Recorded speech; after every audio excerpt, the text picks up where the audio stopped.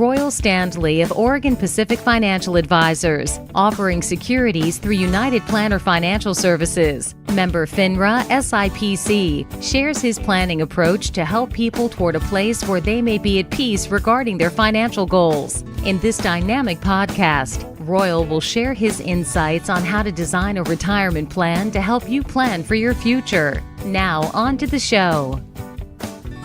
Hello and welcome to Life by Design with Royal Standley from Oregon Pacific Financial Advisors. Today we're going to be talking about scams. Everybody loves a good scam, right? Royal, good morning. How are you? I'm doing well. How are you, Eric? I'm doing fantastic. I'm excited about today's topic.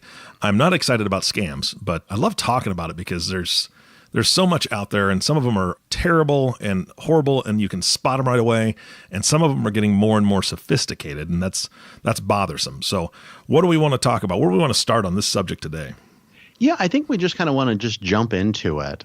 I get probably clients coming in a couple times a year, one or two a year, just with, hey, I need some money because I need to send it to this person because they're going to send me a much bigger sum of money and I need to pay the tax on it.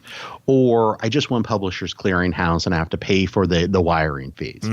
All of these scams that just kind of filter in, depending on how well it's constructed, it can really catch you off guard and make you think that you've won something, there's an opportunity you can't pass up, et cetera, et cetera. Absolutely. And so I just thought we'd maybe spend some time and talk about some different scams here. All right. To hopefully give people a little bit of insight in the mechanisms that these scammers use to get your attention and to sucker you in. Yeah, absolutely. I think one of the most popular ones, or one of the ones that was around for a very long time, and you still see it every once in a while, but is more recognizable, is the Nigerian Prince, right? There's a prince that is in need of someone to take a bunch of money and help them put it into the U.S., and he's going to pay you 10% or 20% or whatever by helping them out. But first, of course, you do have to pay a small fee, a couple $100s, I believe, to get the ball rolling. Yeah, depending on kind of how much money they think they can scam out of you really determines that. And, you know, the interesting thing, there was a website years ago that in a former position we would just follow. And these Nigerian scammers, there's no prince, there's no money. There's a lot more emails about Nigerian princes than I think there ever were Nigerian princes. Exactly. What they would do is they would get these emails from the Nigerian scammers. They knew it was a scam. And so what they would request from these Nigerian scammers is, well, to prove that you really are a prince, send me a picture of you eating a bowl of cereal, or send me a picture of XYZ, and try to get them to basically embarrass themselves by doing that. But I think most people now know, hey, let's just avoid the Nigerian princes. Yeah. That's probably not something we see anymore. The advent of the internet, I think, created so much opportunity for people to begin taking advantage of people who maybe aren't as knowledgeable about kind of the way money moves through the world. Yep.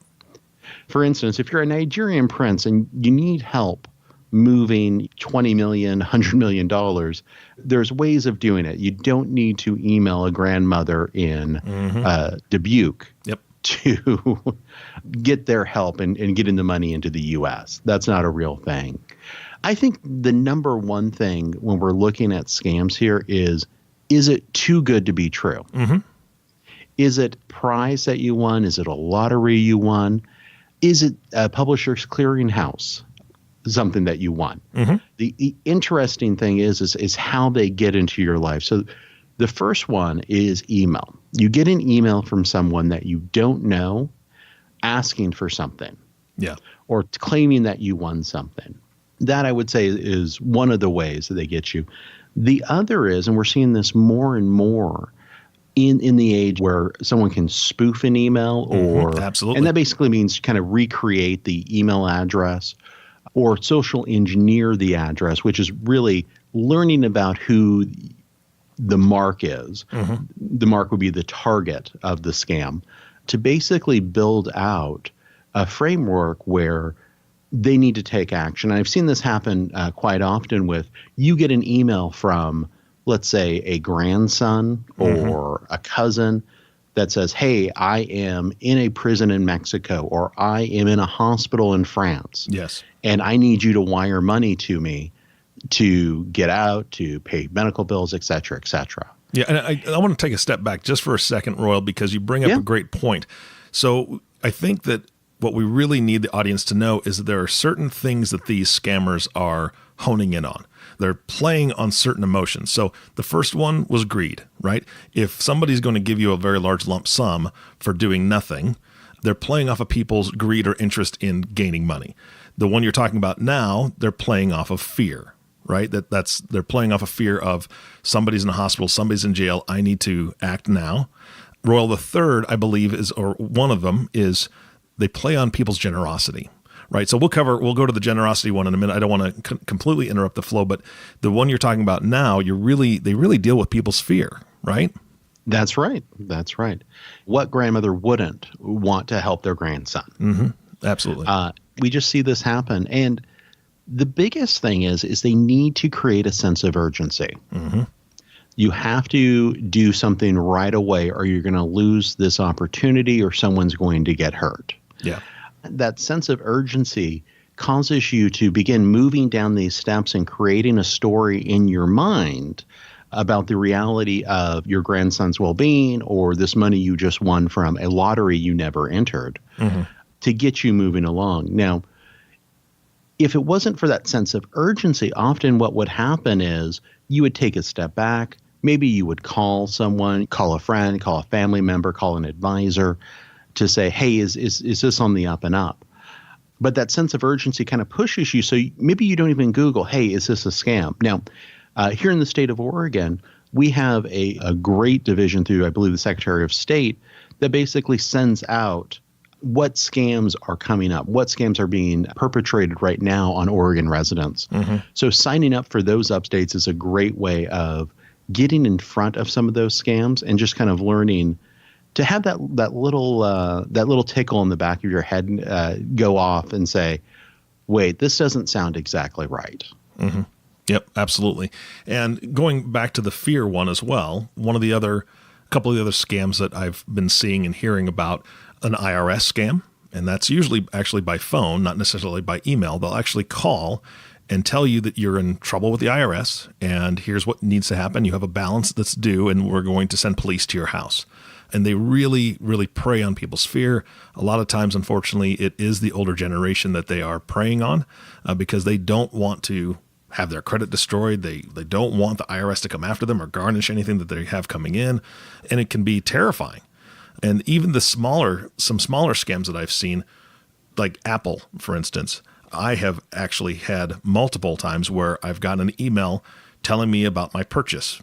I purchased something through iTunes, and it's a receipt. You purchased this program for $29.95, and I'm like, wait a second, I didn't purchase anything.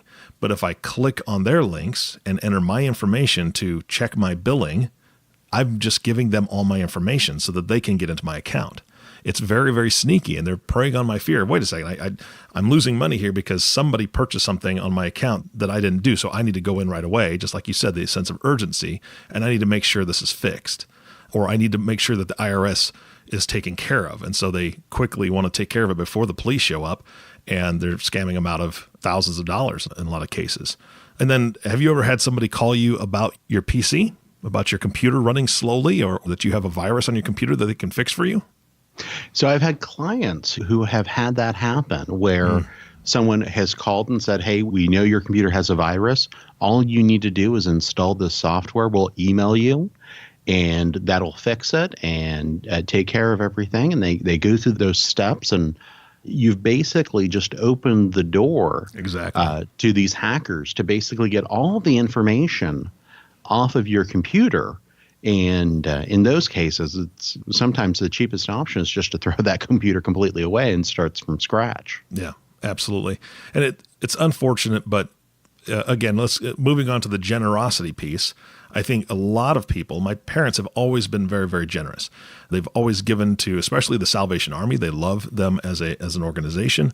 They helped us personally when we were flooded out. When I was about 3 years old, we lost our home, we lost everything. The Salvation Army was there to help us. And so my parents have always given to them. But you receive emails or you receive notices and requests for assistance, especially now in Nebraska. We've had major flooding and a lot of damage. A lot of people have lost homes. And there will be people that will take advantage of this situation and set up a fake charity, if you will, or a fake donation drive to get people to donate. We're going to be helping the people of Nebraska and North Dakota or South Dakota and Iowa. All these families were devastated. Let's get them some food and help them with shelter and so on and so forth. And if you're not checking very carefully to make sure that that is a reputable organization, you could be just giving all your money or giving a lot of money to scammers, people that aren't going to help people at all. And they may not even live either in this country or even close to where the disaster area is. That's right. That's right. The level of sophistication these scammers have kind of improved their trade with is really something else. So what I thought I'd do is just kind of take some time. We can kind of walk through those triggers to say, let's take a step back.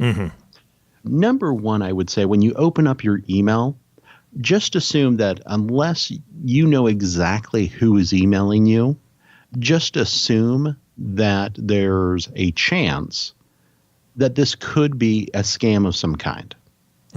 Especially if you don't know who it is that's emailing you, if it's someone offering you something, you can either assume that it's either spam or a scam. In either way, it should just go into your trash can for the most part. Exactly. If you ever get a call out of the blue, think of that as the same way as an email you receive out of the blue. When you get a call out of the blue saying, here's a situation, be very, very careful. What I see quite often with these calls that people get is someone will call and say, hey, this has happened. Either this is the IRS and you need to call this number, or, hey, this is Publishers Clearinghouse. You've won something. You need to call this number to find out about your prize.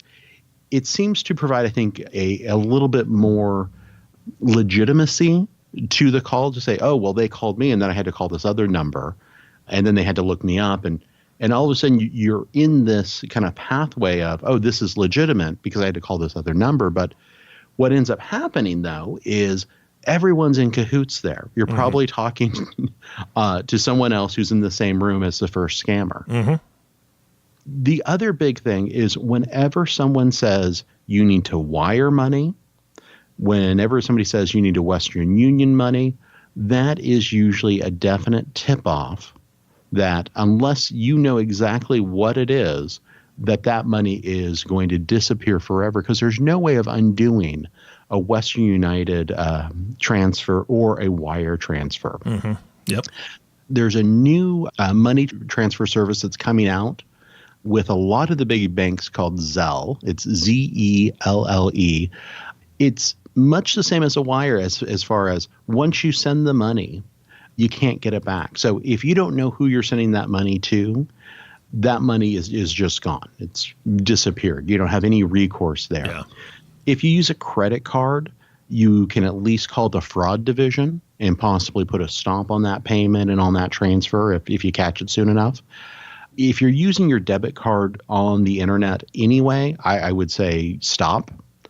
There's many more protections there for credit cards versus debit cards when you're shopping online. So I always encourage my clients, use your credit card, use a credit card when you're going online, because if that number is stolen, the credit card company just has a lot more protections there than a debit card from a local bank might. Yeah, absolutely. So what other ways can people protect themselves from the scammers themselves and just kind of the tactics that they're using? I would say one of the best ways is get a second opinion. Call a family member, call an advisor, get on Google. I had a conversation with a client who thought he had won Publishers Clearinghouse a few months back. And the first thing I did was just went to the Publishers Clearinghouse website and pulled up their page on their website that basically says, we will never call you.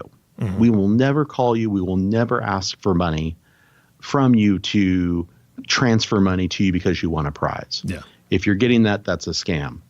And I think he had been so far down that pathway of, I've just won $9 million or whatever that number was, that it took him a little bit to kind of get back out of that, oh, no, I didn't win this money. And this wasn't legitimate. So I think it's always a challenge there for people to kind of take that step back, take that deep breath, and look for that second opinion because of that sense of urgency that if you're dealing with scammers, they use so well. Yeah, absolutely. To get you moving down a pathway. Yep, absolutely. And they prey on your hopes, right? I mean, that's the whole thing. And another thing that I've seen quite a bit, and I know that a lot of seniors, and my parents included, they have excess stuff, and so they are trying to sell it or they will give it away. But if they're trying to sell it, using some of the, whether it's Craigslist, whether it's eBay, there's some apps that you can use to sell things. We have been contacted by people that are very interested in the item that we're selling and will have that in the email. I'm interested in your motorcycle. I'm interested in your king size bed or whatever is being sold. And what they'll say is, I'm going to have a shipper pick it up because I'm not in the area right now. A lot of times they use military folks or they'll say they're in the military. So I'm not local, but I really don't want to miss out on this opportunity to buy that. So I'm going to have a shipper come and pack it up and put it on a truck and bring it to me. I'm in such and such, a couple states over, wherever it is. And lo and behold, you have to go to Western Union and send a certain amount of money for him to be able to secure the shipping agent to come to your house and get it done. And then you receive full payment from that. Or they'll even send you a check. And once you have the check, then you're supposed to immediately go to Western Union, send them a portion of that check so the shipper comes and picks everything up. And again, it's a scam. The check's not valid, or you deposit in your bank and then it never clears and it takes a day or two to find that out. It's really preying on somebody who is hoping to earn money by selling things or make their bills by selling things. And all of a sudden they're out more money than they had. Yeah, I would say whenever you have to go somewhere to send money, either Western Union or a wire transfer, Yep. That's a great tip of that you're probably going down the wrong road and you're never going to see that money again. Yeah. Yep. If you have been scammed, what should you do? Oftentimes, probably reaching out to the police department. Most police departments have a line that you can call to let them know that you have been scammed. But in reality, a lot of times, once that happens, once those funds have been sent, there's really no more recourse. Yeah. On an individual level. So that's why prevention is just so important. My number one tip is just get that second opinion. Talk to your financial advisor, your accountant, even a son or daughter to say, hey, I'm thinking about doing this. What do you think? Does this sound legitimate? Those things, my hope is, will protect you from making those mistakes we try to prevent our clients from making. Yeah, absolutely. And another thing that you can do is you can go to a website called Snopes.com, Snopes.com, and they have for many, many years, they have researched things that are possible, scam, fraud, just fallacies, things that you find on the internet. There's a commercial a long time ago. If it's on the internet, it has to be true. Well, that's where a lot of people think. And unfortunately, a lot of the stuff on the internet is absolutely not true. Even if it's well-intended. I know Facebook faces this on a daily basis where maybe a child went missing. And so somebody shared their picture and they shared their story. Please keep a lookout, spread this to your friends. Well, then what happens is that goes on for months and then years, and the kid was found like 2 days later at his friend's house, right? So this child is still being searched for and still being prayed for by all these people because it just continues to spread and spread and spread, but the kid actually isn't even missing. And so it, again, tugging on some heartstrings there and trying to get that information out, which is a good thing, but a lot of stuff just isn't true. So Snopes.com is a great resource if you're concerned about a scam. If you're embarrassed to call somebody, please don't be embarrassed. Just call them and they'll be happy to help you out, I'm sure, whether it's a friend, family member, or an advisor that you trust. But Snopes.com is a great resource. And then like Royal, like you said, definitely report it to the police. It's definitely fraud. There is a website also, fraud.org, that you can file a complaint with and just kind of give them the story and can research other scams and fraud items on their website as well. So those are some resources that you can look up before you make any other steps. Absolutely. And Royal, actually, there's one other scam that I'd love to touch on real quick. I know we're running short on time. Is that okay with you? Go for it. Go All for right. it. We got a few minutes. I love shopping online. I mean, I love the convenience. Technology has come really, really far. I belong to a group that I'd say a lot of people have shopped on this company website. I'm not going to necessarily say what it is, but they give me free 2-day shipping. I've had really good success with them. But one scam that is rising higher and higher and higher on the list is merchandise scam. So buying something online from a website that isn't necessarily one of the big name websites, you find the thing that you're looking for, or you find the product you're looking for, and it's cheap and it's exactly what you want. And then you buy it, and the product either doesn't show up or it's misrepresented and they send you something different. And then trying to get your money back from that is almost impossible on the websites that are less than reputable. So that's something that everybody needs to be very, very cautious of, is making sure that whatever company they're choosing to shop through, it's completely your choice. But I would check them out with the Better Business Bureau. I would check them out, just do a Google search for that company specifically to see if they have a good reputation before you put your money down. Because again, like Royal said, once you, especially debit cards, once you put that information in there and that money's gone, you may not have protection to get that back if you've been scammed or they send you something that is not what you were hoping for. So that's just something to watch out for as well. And that's an excellent point. All right. Royal, any closing thoughts for today? I know we're running low on time. No, I just hope people will take that extra second or two when they're presented with something like this, just to say, is this legit? And then kind of take that breath, get a second opinion, and then go from there. Absolutely. I know, Royal, you would be the first one to celebrate with your clients if they won the lottery. I know that you would be so happy for them because it would make your job for planning a little easier too. Maybe help them with their retirement to have a little bit more cruise time or travel time or whatever that is. But it's rare. I don't know if you've ever had a client that has won the lottery, but of all the advisors I've worked with, I don't think any of them have had a client actually win a large prize like that. So it's pretty rare. It's pretty darn rare. So we usually in our financial plans in the past, what we did is at the bottom of our assumptions page, one of our last assumptions was you will not win the lottery.